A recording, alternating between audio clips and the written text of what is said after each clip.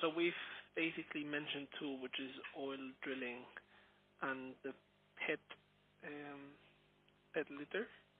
Yeah, pet waste is sort of absorbent, but pet litter, yeah, that's probably the easier way of saying it. Yeah. Do you see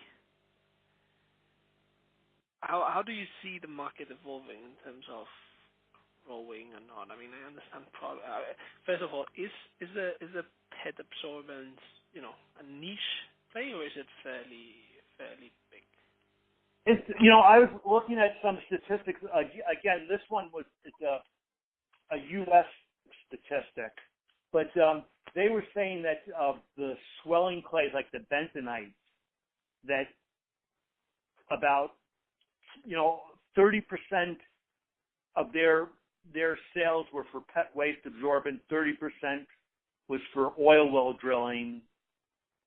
So that's 60, and then maybe 20% was being exported, and the rest was being used for foundry sands and pelletizing iron ore. So the pet waste is one of their major markets. I mean, there are a lot of other smaller markets of water treatment and filtering water for other types of waste absorbent, oily waste, and they use them in chemical manufacturing, in animal feed and fertilizers. They're used in pesticides as carriers for the pesticides, and then they're used in construction, waterproofing and sealing. So there, again, a lot of markets, but the pet waste and the oil drilling are the two major ones. The other thing I did was I just made a list of, in terms of, do you want world statistics of just how much is consumption in different areas, world areas? Yes, please. Okay, so the estimate is that for 2020, consumption is like 25.5 million tons, and that's both bentonite and fuller's earth.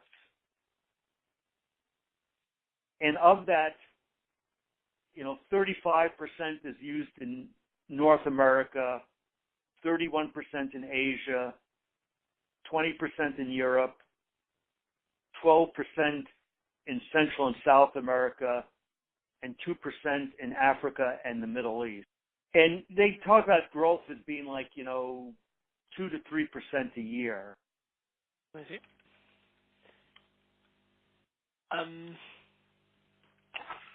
Do you have any views of different market dynamics in Europe versus America?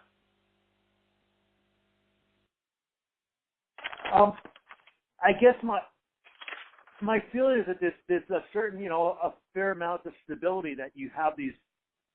A lot of the industry grew up in Europe, and I wondered why so much of it is in France and Belgium and Germany, and I think a lot had to do with wine production and dealing with filtration and things like that.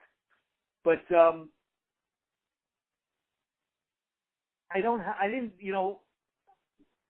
sort of was reading through, just looking on the internet yesterday, and I didn't really get much of a feeling of much change in the market, competition. There was a period of consolidation in the early part of this decade.